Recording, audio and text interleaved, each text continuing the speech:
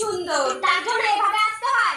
যা আদা দিয়ে চা পাকা। আরে আমি তো এটাই বলতে এসেছি, আমি চা করছি, তুই বেসন নিয়ে আয়। ঠিক আছে।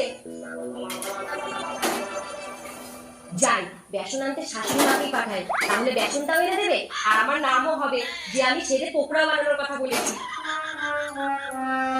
মা বলো। বলছি দোকান থেকে বেসন এনে দিন না, পকোড়া করবো। পকোড়া এখনই এনে দিচ্ছি, তুমি যাও সব রেডি করো।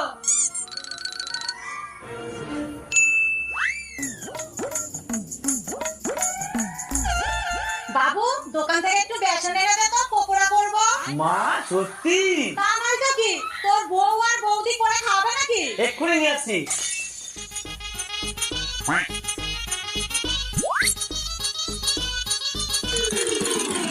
মা এই যে বেসন।